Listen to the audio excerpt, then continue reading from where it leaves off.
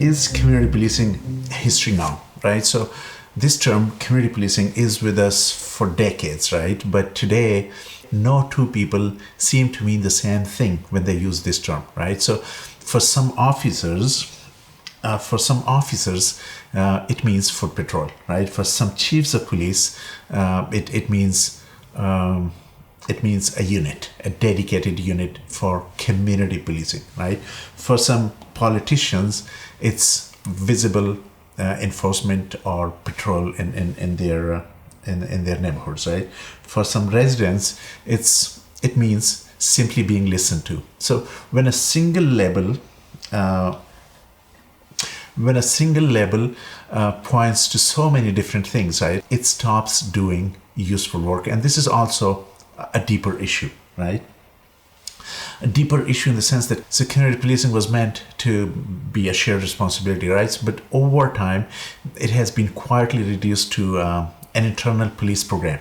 So interestingly, the language now contradicts the original idea behind community policing, right? So holding on to this label, community policing, without changing the practice, lets every service say that we are already doing this, right? And while the structure and the practice remains the same. So when you refuse to see the fuller picture or the implications of confusing community policing with neighborhood policing, then you fail to operationalize it across the organization. It becomes difficult to make it a service-wide approach, right? So CSWB doesn't replace the vision of community safety. It protects it as an operating model and the structure that turns that philosophy of community policing into actual work, right? That's why it's critical that we, understand that community policing is not dead. Community policing is there, but it remains as a philosophy.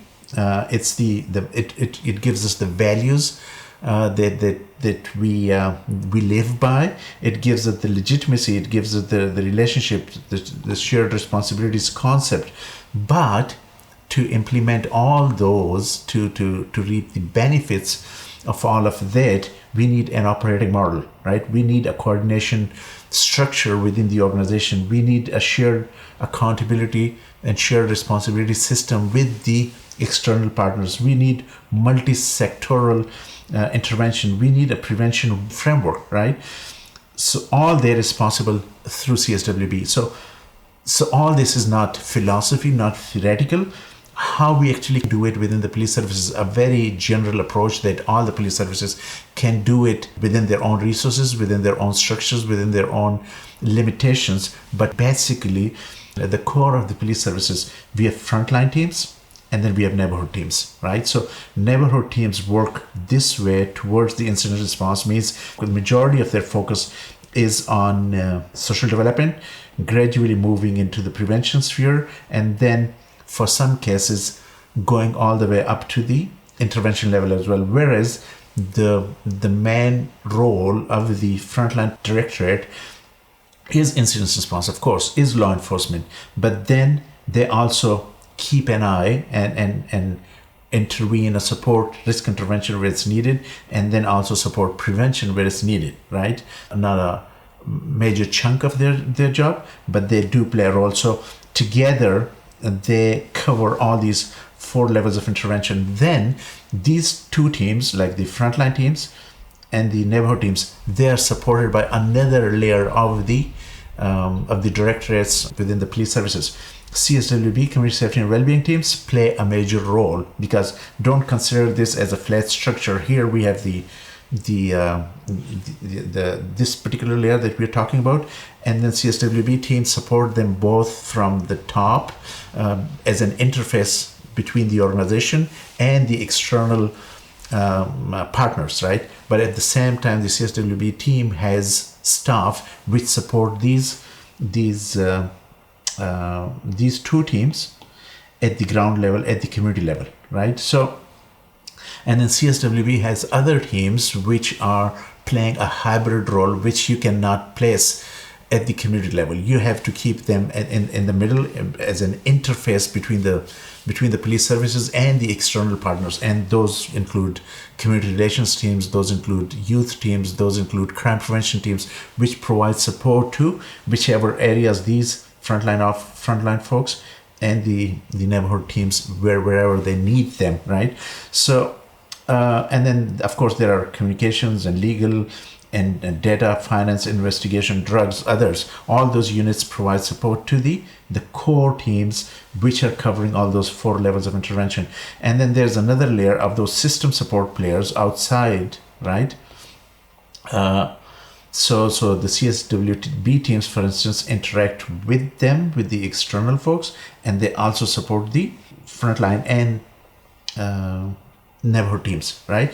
So the way things happen is that the frontline folks, they do their incident response work, but during that work they keep an eye on trends, on emerging issues, on something that happens repeatedly, problem areas, etc., and then they identify those files, the individuals, cases, issues, and they pass on that information to the neighborhood teams to follow up, to work with the external folks to come up with prevention initiatives to address the root causes, right?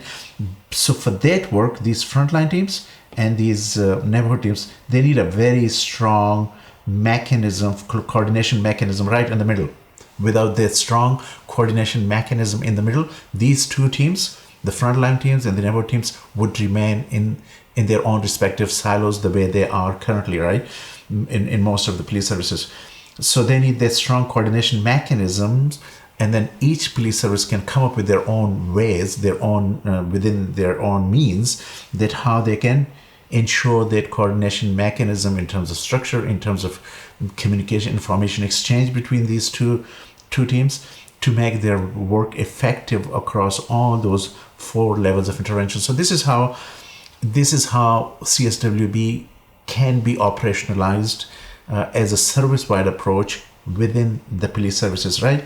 And then, as I mentioned, the frontline folks, they focus on trend, repeat calls, emerging risk, and then follow-up opportunities. And then CSWB team and neighborhood police teams, they actually do that follow-up. So it, like in simple words, the response means the FLD work that informs prevention or support prevention, and the work that the neighborhood teams, the CSWB teams do, they address the root causes, and then they shape the response as well, right?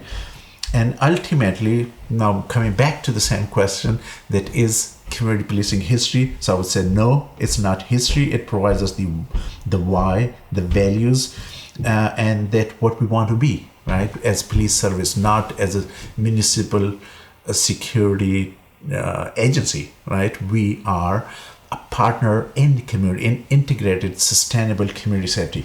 And then CSWB provides the structure for us to be, to play that particular role and have that coordination mechanism. So the structure that the CSWB provides is what keeps both the community policing and the CSWB from becoming just words on paper. So I hope that this clarifies this answers the question whether community policing is history or not. Thank you so much.